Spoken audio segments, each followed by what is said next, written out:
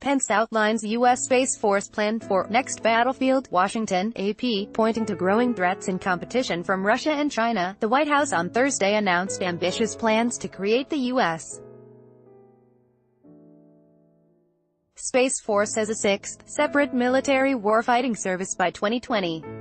The proposal taps into the American public's long fascination with space, but with a military focus.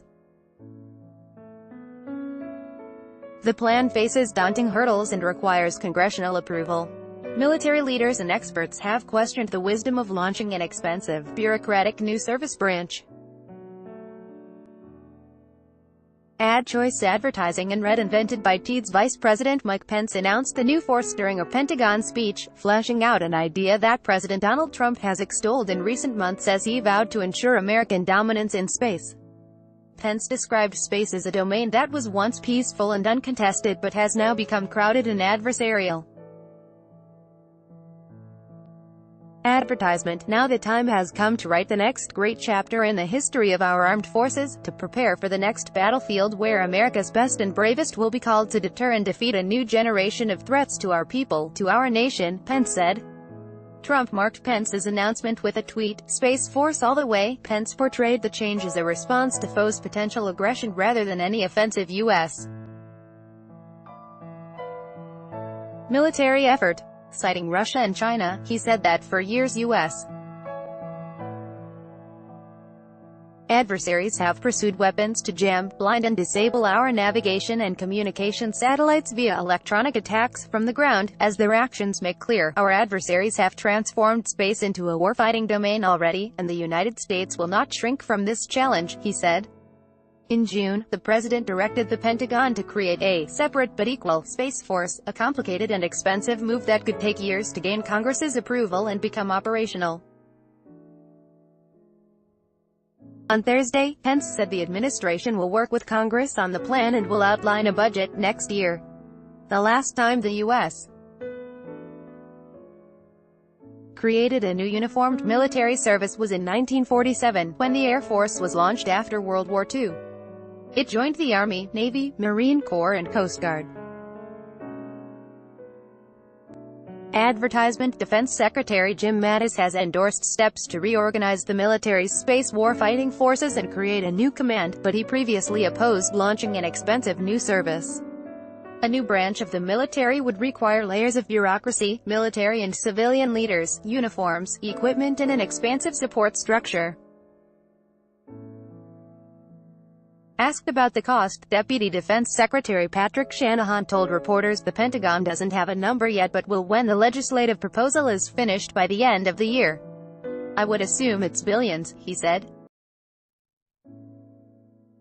Shanahan said Mattis' opposition to a separate service last year was rooted in concerns about spending more on overhead while under strict budget caps, implying that those worries may not be as great now. Deborah James, who served as Air Force Secretary for the final 3 years of the Obama administration, estimated it would be 5 to 10 years before a separate service would be fully formed. Eventually, it'll settle out, but you will go through years of thrashing. And is that thrashing going to slow your momentum, or is it going to help you achieve your goals and address the real challenges that we have on our plate? She said at Brookings Institution last week. "I don't think so. I don't. I wouldn't vote in favor of it." The military's role in space has been under scrutiny because the United States is increasingly reliant on orbiting satellites that are difficult to protect. Satellites provide communications, navigation, intelligence and other services vital to the military and the national economy. Advertisement. U.S. intelligence agencies reported earlier this year that Russia and China were pursuing non-destructive and destructive anti-satellite weapons for use during a future war. And there are growing worries about cyber attacks that could target satellite technology, potentially leaving troops in combat without electronic communications or navigation abilities.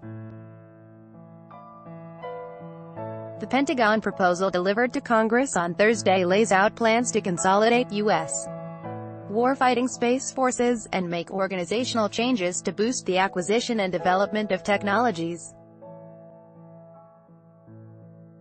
It says the department will establish a Space Command to develop warfighting operations, a Space Development Agency to more quickly identify and develop new technologies, a Space Operations Force of leaders and fighters, and a new support structure. In the second phase, the Pentagon would combine all the components into the new sixth branch of service. In the meantime, the Space Command would be led by a four-star general, and Pence said a new high-level civilian post, Assistant Defense Secretary for Space, would also be created. "We are glad that the Pentagon is finally taking these steps in enhancing our space strength," Reps. Mike Rogers, Arala, and Jim Cooper, D10, leaders of the House Armed Services Subcommittee on Strategic Forces, said in a statement. They said the Pentagon report was the start of a multi-year process that we think will result in a safer, stronger America. Much of the military's current space power is wielded by the Air Force Space Command, which has its headquarters at Peterson Air Force Base in Colorado Springs, Colorado. The command has about 38,000 personnel and operates 185 military satellite systems, including the Global Positioning System and communications and weather satellites. It also oversees Air Force cyber warfare. Under the new plan, space elements that are now scattered across the department would be gathered under one command, which Pence said would better ensure integration across the military. Associated Press Radio correspondent Sagar Meghani in Washington and writers Robert Burns in Washington and Dan Elliott in Colorado contributed to this report. By Taboola Sponsored links Promoted links You may like the Straits Times PM Lee visits Mahiyadin in Singapore Hospital. The Straits Times and Oayana Komodo Resort, only 1-hour flight from Bali. Discover the spectacular Labuan Bajo Oayana Komodo Resort and enjoy. Compare. This is the last VPN you are going to need, and it's on sale.